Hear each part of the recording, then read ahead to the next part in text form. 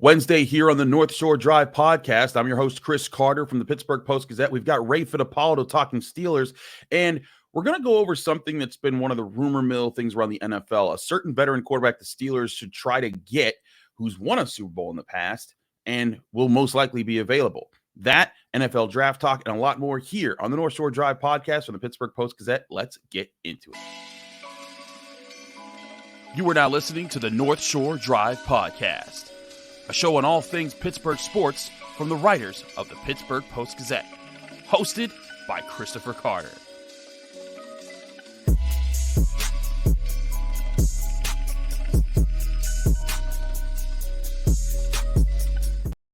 Hello, welcome to the North Shore Drive podcast from the Pittsburgh Post-Gazette. I'm your host, Chris Carter, joined by Ray Fittipaldo, talking all things Steelers here on this Wednesday episode. As always, you can find the show on your favorite podcasting apps and on YouTube. Like this video if you enjoy it. Subscribe to this YouTube channel to get all of the daily content that comes out from all of our Pittsburgh sports writers at the Pittsburgh Post-Gazette, as well as our Monday, Wednesday, Friday episodes of the North Shore Drive podcast. This show is brought to you by Mike's Beer Bar, the best bar in all of Pittsburgh. When you go to Mike's Beer Bar, you get to enjoy one of their 500 different available beers. 300 of those local beers are local, and 80 of those local beers are available on tap. More on them later. Ray, let's talk a little bit about the rumor mills and things that are going around.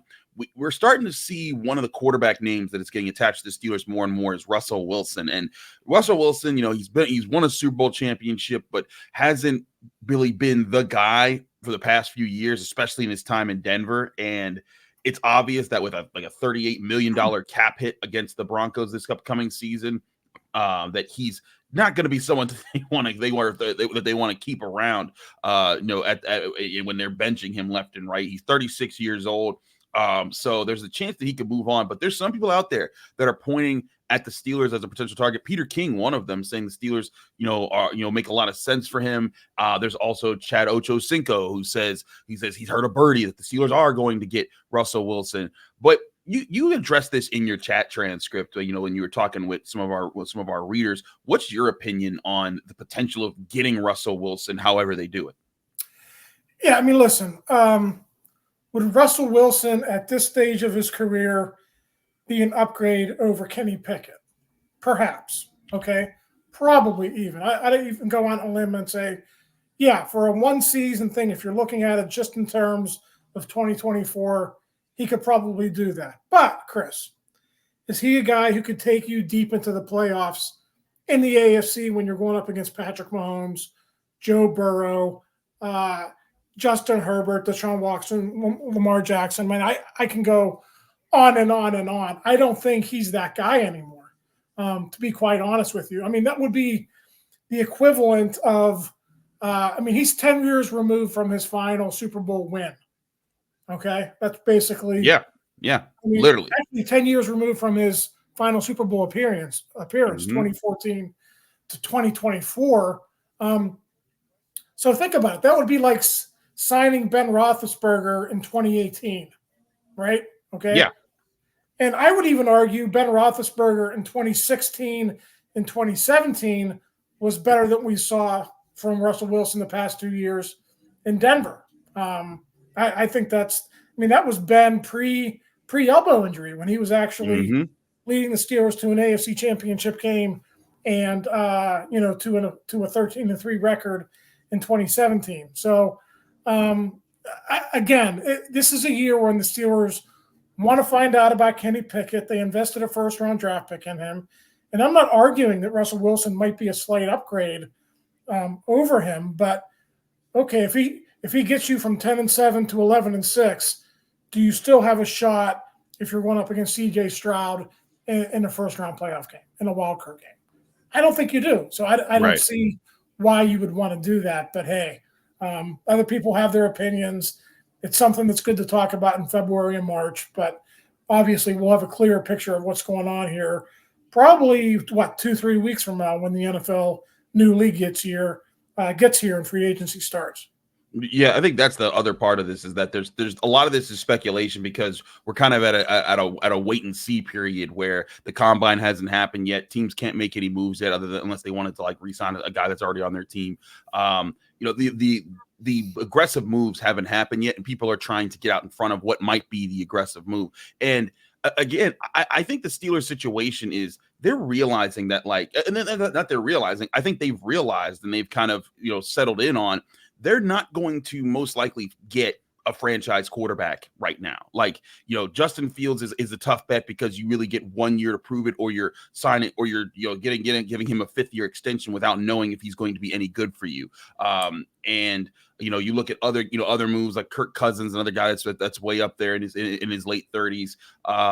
There's a lot of options that are on the table for the Steelers to try to get a quarterback, but none of them are like, hey, here's the franchise quarterback, or a guy that can be a franchise quarterback, and you have about 3 or 4 years to develop him. There's not one of those open lanes for reasonable guys to do that. And we'll get to some of the quarterback draft prospects in a little bit here in the next segment.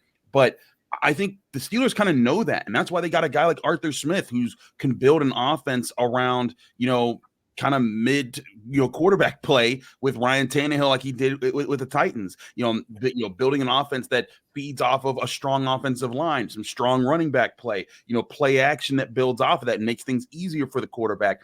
That's why they've invested in the offensive line. I think they know, like, hey, it's going to be a bit before you find that superstar quarterback again. So why not build the way some of these other teams are building when they don't have a superstar quarterback, like the Niners, and say, let's get a really strong offensive line, a really strong defense, some good playmakers, and a system that kind of gives the quarterback just game manager decisions to let the other guys make plays. Yeah, I mean, Chris, it's just a really, really unique time in the AFC. I mean, I just rattled off all the quarterbacks. I didn't even mention a guy like Trevor Lawrence, who is still a very young quarterback, with the Jacksonville Jaguars. So, it's almost like go back to, I thought the Steelers were very lucky when it was the Steelers, the Colts had Peyton Manning, and the Patriots had Tom Brady, and everyone else was kind of searching for the quarterback. Yep. But there were years in there, Chris, when Andy Dalton rose up and the Bengals made the playoffs over the Steelers. I think that happened in both 2012 and 2013. So teams are going to have their ebbs and flows once they find their franchise quarterback, because their roster is not going to be as strong because you're paying that guy, right? So, that's all part of the equation too. So, yeah, I mean, unfortunately for the Steelers, they're kind of, the script has flipped from where it was, 15 years ago, 10, 15 years ago. And they're in search of that guy. But until then, I think you're right. They have a formula for a way that they can stay competitive. Listen, it hasn't been a successful formula in the playoffs, but maybe with a new OC and maybe with some added pieces on that defense and also around Kenny Pickett, maybe it can be. Maybe it can be. And I think that's the bottom line, is that the Steelers, they're kind of looking at trying to find, again, the Steelers are operating with a model of how they want to build their team, that, teams that don't have the Patrick Mahomes, the Josh Allen, the Joe Burrow, that, and how they're trying to build their team. I'd even say that's how the Eagles are kind of built around Jalen Hurts. And I know Jalen Hurts at times gets thrown into MVP conversations, but I think we've kind of seen that when the Eagles don't have, don't have supreme offensive line play and their defense isn't kicking, but Jalen Hurts can't carry a team the way that some of those other quarterbacks we named. I mean, heck, even Lamar Jackson kind of fits into the picture above Jalen Hurts. So, like, I think the Steelers recognize, like, hey, there's a way to win with the current situation that they have, and a way to be really competitive. And I'm saying, when I say really competitive, I mean be a team that can win a playoff game or two in a year. And if you can catch someone lacking, then you can make a run. I'd even venture to say, when Bill Cowher won his Super Bowl, Ben Roethlisberger was a first-round draft pick quarterback, but he wasn't a superstar at that time. He was very much like, hey, go out there and make the occasional play, but play to the system. Don't turn the ball over. Let the run game and the defense win for you. And I know that was 20 years ago, but that's the way that the Steelers won then. And I think that that's the way that some teams are trying to win now. And I think that if you're investing really big, because if you go get a Russell Wilson, if you're trading for him, you're giving up something to get him. You're also taking on a really big salary cap hit. If you're waiting for the Broncos to cut him and signing him, how much are you paying for him? If Russell Wilson costs you $4 to $5 million a year, that's a different story. You're not dropping a huge investment on him, but making a big investment on a maybe quarterback is one way to further your ineptitude and your and take away the chances that you're trying to put together to build towards that future. 100% agree with you. And you're right. If Russell Wilson would fall into your lap and for whatever reason he would want to play on a lower contract, let's say he really likes Mike Tomlin, or let's say he wants to play in Pittsburgh for whatever reason, yeah, then maybe you would say, okay, come in here, you can compete, you'll start as a number 2, and then we'll see what happens. Yeah, why not for $4 or $5 million a year? But Russell Wilson hasn't ever signed those types of contracts, and Exactly. there's really no evidence to suggest that he ever will either. That and that's where I'm saying, like, look, if a dream happens, if something falls out of the sky in your lap, absolutely, it's great.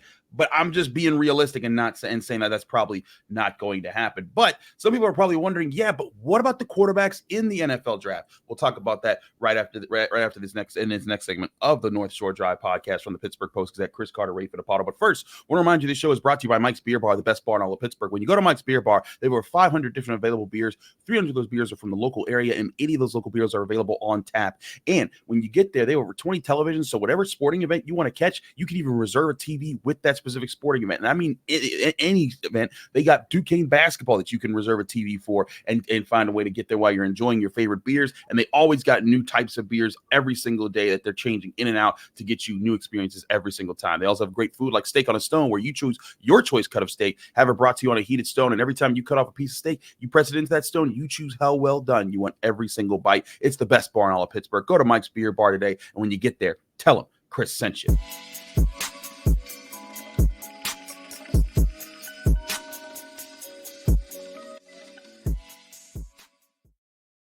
Back here on the North Shore Drive podcast from the Pittsburgh Post-Gazette, Chris Carter, Ray Fittipaldo. Ray, let's take a look at this NFL draft quarterback class, because I think some people are saying, well, wait a minute, if the veteran isn't there, just go draft the guy. And listen, I hear that, but it should be done in a situation where you're taking a guy that you think can be the franchise quarterback. And this is an interesting year for the quarterback class, because I think going into the offseason, everyone agreed there were like 3 definite first rounders: Caleb Williams, Drake May, Jaden Daniels. And Caleb Williams and Drake May were kind of like the expected guys coming into the year. Jaden Daniels more so made his name because he was the Heisman Trophy winner, and he had a great season for LSU for what he did. And people are like, we can work with that in today's NFL. But then there's the class beneath them. And I think there's 3 quarterbacks underneath those 3 guys that everyone's talking about and thinking, can they sneak into the first round? There's J.J. McCarthy out of Michigan, who won the national championship. Bo Nix out of Oregon, and then, of course, Michael Penix Jr. out of Washington. And lately, J.J. McCarthy has been sneaking up into those first-round conversations. Some people are saying he'll go even in the top 15, and I think that people are looking at like, well, wait a second. If there's 4 first-round quarterbacks in this draft class, why don't the Steelers try to get them? And Ray, just my opinion here, like, if the Steelers had a chance to trade up into the top 5 and get a Caleb Williams or Drake May, sure, but that would take a lot of draft capital to do for some quarterback-needy teams that are in that area. I don't think that that's going to happen. Jaden Daniels, I think, still goes in the top 10. We'll see how far he falls. You look at what Anthony Richardson got picked 5th overall last year. But for those that are thinking, like, why not take a shot on J.J. McCarthy if he falls to 20, which according to some people, he might not even now.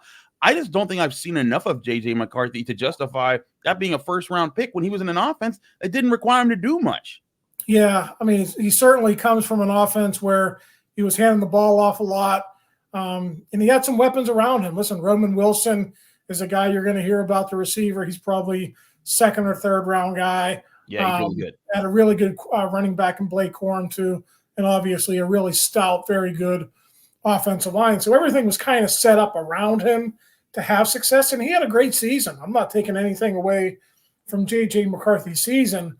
What you hear now in the first-round conversation with J.J. McCarthy is, and you're right, there is some momentum for him to maybe be a top 15 pick. I think I saw him in one mock draft, maybe even latter part of the top 10 or like number 12 or so.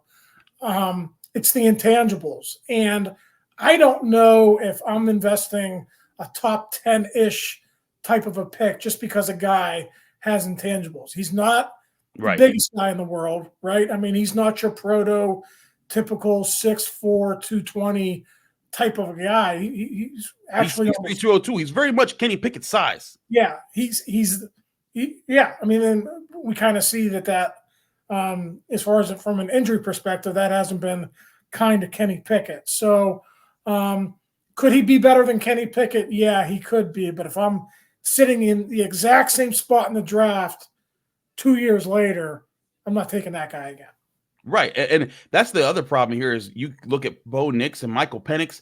They're the same builds. Bo Nix, 6'2", 217, also about to turn 24 years old. You know, a guy who's been in college football for quite some time, as has Michael Penix, who's also about to turn 24 years old. Both of them, 6'2", 6'3", around 215. That's Kenny Pickett's build. Michael Penix also, by the way, a very long injury history. And I say that as a person who liked Michael Penix for years, like in Indiana, I saw the things that he did there. That guy was a leader. That guy was a great player. And he's a great college quarterback for his time. And I think he could be very proud of his career. I would not take him with an early pick in the NFL draft, even in the second round, even say right now. And so I look at that as like, do you want another version of Kenny Pickett to be your first round pick, or do you want to build your roster with the positions that you've been needing? You know, getting another tackle to solidify your offensive line, get another center to solidify your offensive line, getting a top corner to pair with Joey Porter Jr., you know, maybe a top defensive lineman to pair with Keanu Benton. Those are all things you can do with that first round pick. And if you spend it on a quarterback that I honestly feel like you have less than a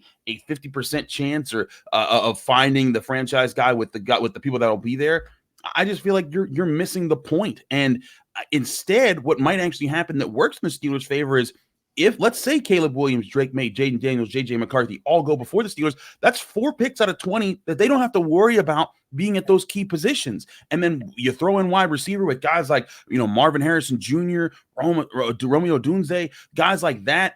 There's going to be a falling down of key positions like tackle, like corner, you know, center as well, where the Steelers are going to get a chance at a top guy that they don't normally get a chance at.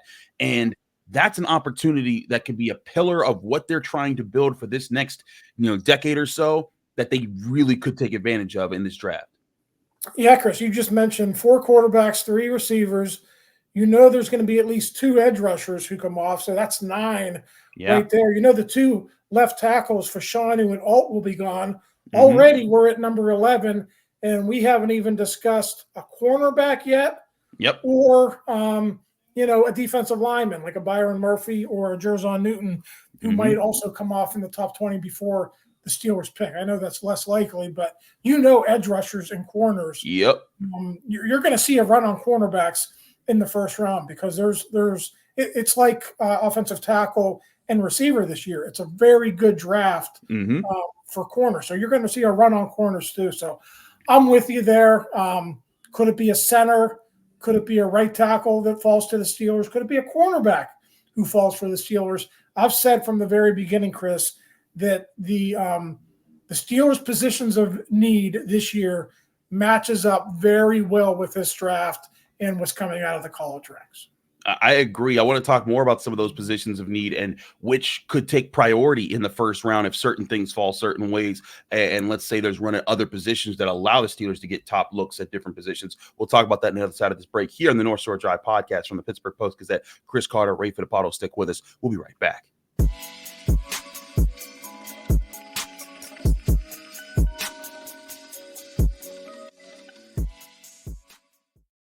Back here on the North Shore Drive podcast, Chris Carter, Ray Fittipaldo, talking all things Pittsburgh Steelers and looking at the NFL draft. So, Ray, you mentioned some of those key positions. We're talking corner, we're talking tackle, we're talking we'll throw center in there as well. And heck, we'll even throw defensive linemen, like, you know, defensive tackles, you know, 3-4 defensive end, those type of guys in there.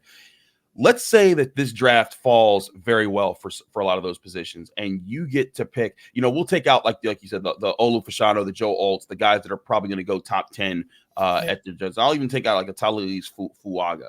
But let's say the Steelers are sitting there at 20th overall, and you have your pick of, say, an offensive tackle like JC Latham, a center like Jackson Powers Johnson, a defensive lineman like Jer'Zhan Newton, and a cornerback, say, like Quinyon Mitchell or Terrion Arnold, where all those names, guys I just named, they're going in the first round this year. They're people that they would all be really good additions to the Steelers. But center, offensive tackle, defensive tackle, corner, what would be the priority in that situation? Because everyone looks at center as such a big need, but in today's NFL, you know, by the analysts of the world and the direction the league's heading, some people are saying that's a less valued position than, you know, corner or tackle in this situation. Yeah, I mean, listen,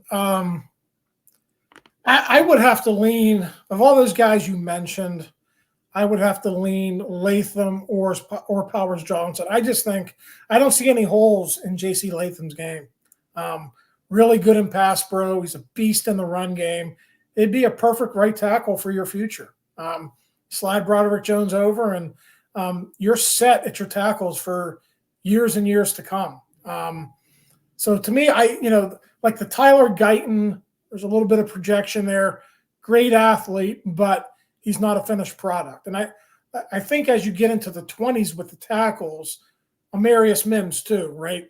Yeah. Tons and tons of talent and athleticism, but very short resume of starting experience. So again, I think you're looking at developing guys like Guyton and Mims, whereas with Latham, I think he's plug and play. I think he makes you better from day one. I would lean Latham in that scenario, but Powers Johnson too has that look of a guy who's going to be a long-term answer at center for you as well. I don't know if they could turn their back on that guy if they had a really high grade on him. So that would be a dilemma for me. But I of all those guys that you mentioned, you mentioned the cornerbacks as well. I would be very, very tempted to pick JC Latham if he was there at number 20. I feel you on Latham. I love his tape. He's 21 years old. He's 6'6", 335. This guy is young. He's big. He's strong, and he's technically sound. Played in the kind of offensive line you want to have in the NFL, in the SEC with Alabama. And you're right. Him and Broderick Jones would be monsters. And one thing that we've talked about a lot on this show and in other places as well, it's important for an offensive line. You really want 2 or 3 anchor players. When I say anchor players, I mean guys who they're the difference makers. You look back at the 2010s, the Steelers had Pouncey and DeCastro in the middle of their offensive line. That's where everything fed off of. Ramon Foster, good player, but wasn't like an all-pro like those guys. Villanueva, Calvin Beachum. I'd say Marcus Gilbert was getting there if he didn't get hurt. If he doesn't get hurt, and his career gets very much shortened, I think it's a whole different conversation for also what that offensive line could have done. But you look at the guys around them, they were able to have solid pieces that they didn't pay a whole lot to keep because they had those type of guys. And if you could have 2 tackles being those guys, then you could probably get away with having, a decent center. And they still need to improve at center. Like, Mason Cole with what he gave isn't what you want moving forward. But it makes it so that maybe you don't need the top center in the draft class this year if you have 2 outstanding tackles. And also, Seumalo and Daniels, they were the 2 best offensive linemen, that were consistent this year. I think Broderick Jones showed he could be the best offensive lineman of that group, when he grows into his career more. But you're set at guard. So really, if you go out and maybe you get a good free agent center, maybe like Aaron Brewer, a guy who's worked with Arthur Smith, was an undrafted guy who became a really good center for the Titans, and will be in free agency this year. That could be a move there where center can just be a solid position for you while offensive tackle just becomes the outstanding positions for you, which in Steelers history, Ray, I don't think that's ever been the case. Like you look at whenever I think back to Steelers legends and Steelers, like the greats at all the positions, you think of all the Hall of Famers they got at center and maybe Marquise Pouncey joining them with Dawson Webster and even like guys like Jeff Hardings. You think of guards, Alan Faneca, David DeCastro, they got guys going way back there, quarterback, running back, wide receiver, cornerback, defensive line, linebacker, safety. They got all these positions. Tackle's like the one position, maybe tight end as well, but tackle's like the one position where you're like, I can't think of just some superstar player. Like they don't have an Anthony Munoz in that category. And if that changed with this decade where they had Broderick Jones and JC Latham and they become the monsters of the new offensive line regime, that could be an interesting way to build your team moving forward. Yeah. And listen, there's nothing to say that they couldn't pick a Zach Frazier or somebody in the middle of the second round if he's still there. Or, I know Cedric Van Pran from Georgia is probably more of a late second, third round guy, but maybe you get a guy that could be an upgrade down the road at center, but he's not a plug and play type of a guy. So yeah, and don't forget about Nate Herbig too. He's also on this roster.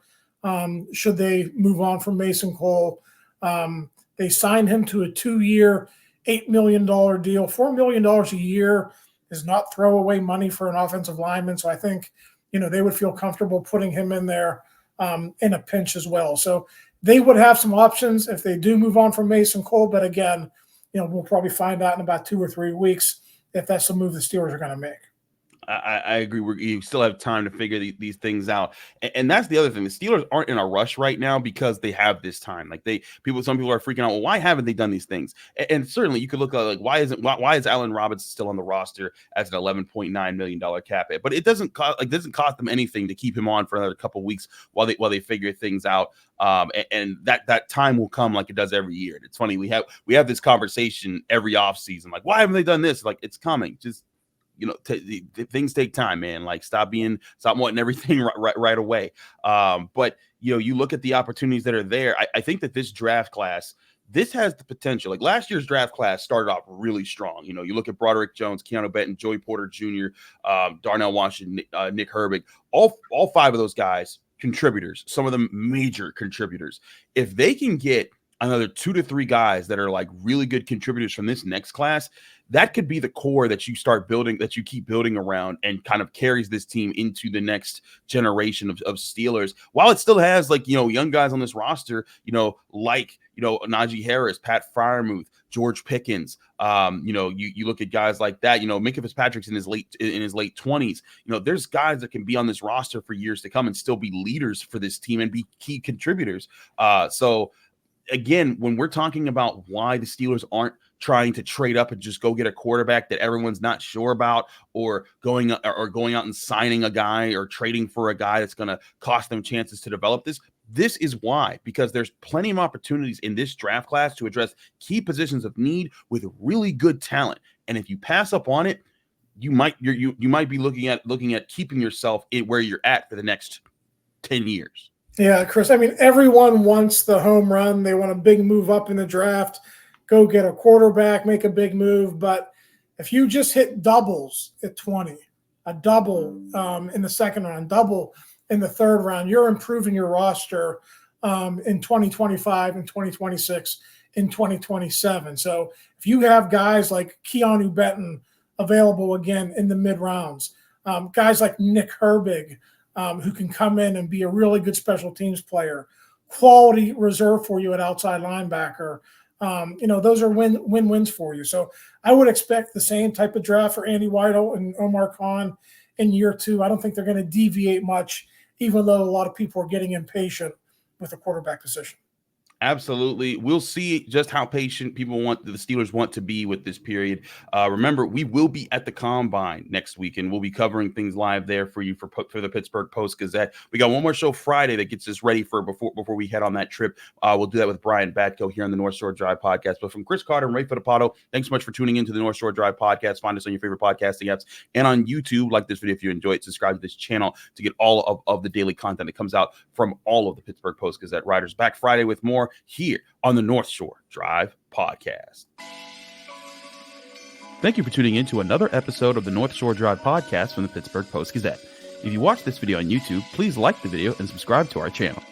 For all the sports coverage from the Post-Gazette that we have to offer, visit post-gazette.com.